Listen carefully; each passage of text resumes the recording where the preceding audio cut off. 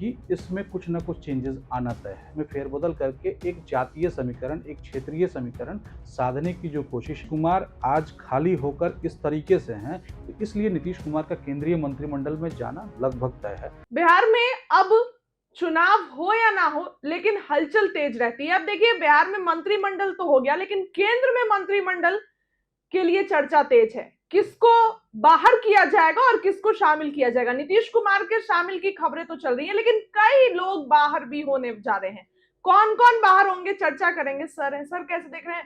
अभी मंत्रिमंडल पे विस्तार होगा, कैबिनेट पे, तो कौन कौन बाहर निकलेगा और किसको किसको पीएम मोदी रख रहे हैं कैबिनेट में? देखिए, ये जो केंद्रीय मंत्रिमंडल है, इस बार जो इसका कैबिनेट का एक्सपेंशन होना है या जो कह रहे हैं कि फेरबदल होना है, वो बेसिकली ध्यान में रखकर किया जा रहा है यूपी के विधानसभा चुनाव जी को। जी जी। विधानसभा चुनाव यूपी का 27 के मार्च में, फरवरी-मार्च में है।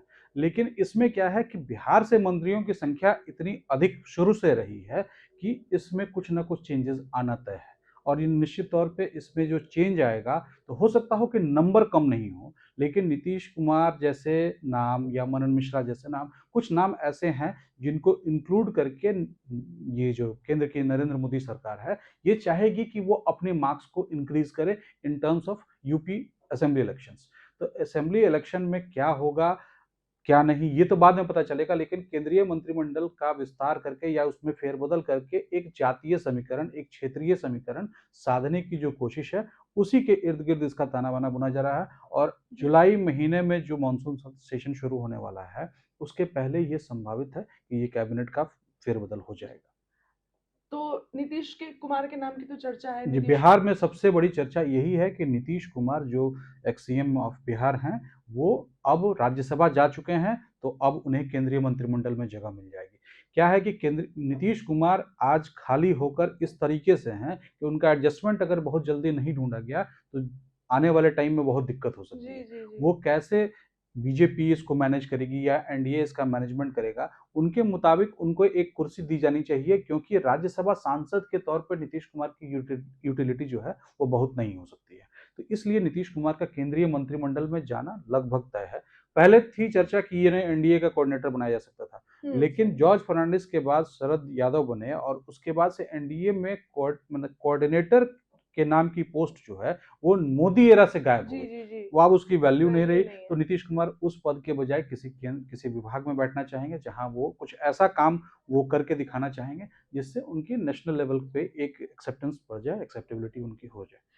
यूपी में कुर्मी वोटर्स को साधने के लिए भी ये काम किया जाएगा बिल्कुल, नीतीश। जो यूपी में कास्ट जो इक्वेशन है, उसमें कुर्मियों का एक हिसाब-किताब जी अच्छा जी। है। तो कुर्मियों के सबसे बड़े नेता यानी कि पूर्वांचल में और जो बिहार का एरिया है, उसमें कुर्मियों का सबसे बड़ा नेता कौन है? तो निश्चित तौर पे इसमें कहीं कोई डाउट नहीं है कि नीतीश कुमार के अलावा आज एनडीए के पास कुर्मियों का सबसे बड़ा नेता कोई नहीं है, सिर्फ़ और सिर्फ़ नीतीश कुमार हैं। केशव प्रसाद मौर्य हो सकते हैं, ठीक है, यूपी में हैं, लेकिन उनको नीतीश कुमार के छाये में पीछे रखना, क्योंकि मजबूरी है कि योगी आदित्यनाथ के साथ जाना है, केशव प्रसाद मौर्य को सेकंड सीट पर ही बिठाना है, तो एक नाम ये आगे मतलब ये दिखा देना चाहते हैं कि एनडीए ने इनको 20-21 साल मुख्यमंत्री बनाए रखा है और अब इनको हम केंद्र में भी जगह दे रहे हैं। तो ये एक कास्ट इक्वेशन में बिल्कुल फिट बैठ रहा है। तो नीतीश कुमार को तो एंट्री होगी, और जी, बाहर कौन कौन नाम है और कितने नाम को कैबिनेट में देखिए शामिल 2 होंगे? चेहरे बाहर होंगे। जी अभी जो बिहार में 8 मंत्री हैं, बिहार के जो 8 जी। मंत्री केंद्र में हैं, उसमें 2 भूमिहार हैं। एक बीजेपी से, एक जेडीयू से। जेडीयू से ललन सिंह हैं, दूसरा बीजेपी से ये गिरिराज। लगातार तीसरी बार गिरिराज सिंह हैं। गिरिराज। गिरिराज सिंह की उम्र हो चुकी है। जी गिरिराज सिंह उम्र उनको चुनाव भी मतलब लड़ाने में सस्पेंस था, वो लड़ेंगे, नहीं लड़ेंगे, क्योंकि उनकी एज हो चुकी थी। तो अब क्या है कि वो एज हो गई 2 साल, 2.5 साल, इस तीसरे टर्म में भी वो केंद्र में मंत्री रह लिए, 3 बार सांसद रह लिए, बिहार में भी वो मंत्री रहे हैं। उन्हें एक अच्छा खासा दिया जा चुका है, अब उन्हें संगठन में ले आया जाएगा, प्रचार के कार्यों में लेके आया जाएगा। जो नितिन नवीन की जो नई टीम बनेगी, उसमें वो अपना कोऑर्डिनेशन दिखाएँगे। बिहार से कोऑर्डिनेट करेंगे या बाकी जगहों से कोऑर्डिनेट करेंगे। तो ये, और इसमें एक आरोप भी लगता था कि आप 2-3% की जो आबादी है, भूमिहारों की आबादी है, उसमें आपने 2-2 मंत्री क्यों दे बना? दिया। जी तो ललन सिंह को तो आप हटा नहीं सकते हैं, जी तो जी। ललन सिंह को नहीं हटाएँगे तो गिरिराज सिंह को गिरिराज। ऑब्वियस बनता है, ऑब्वियस चॉइस सही है, तो इसमें गिरिराज गिरिराज सिंह सिंह को। पीछे हट जाएँगे।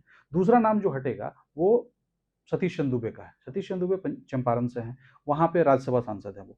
तो अब क्या है कि उनको सीधे हटा नहीं सकते आप, सीधे जी। हटाएंगे तो ब्राह्मणों का रिप्रेजेंटेशन कम होगा। जैसे ही ब्राह्मण चेहरे की बात होगी तो एक नए चेहरे की एंट्री होगी, वो चेहरा है मनन मिश्रा का। मनन मिश्रा गोपालगंज के हैं, बार काउंसिल ऑफ इंडिया के चेयरमैन हैं, राज्यसभा सांसद अभी कुछ दिन पहले गए तो हैं। इनकी एंट्री होगी। इनकी एंट्री जी, होगी, तो जी। ये उनकी जगह पे नए मंत्री हो सकते हैं, इसी की चर्चा है।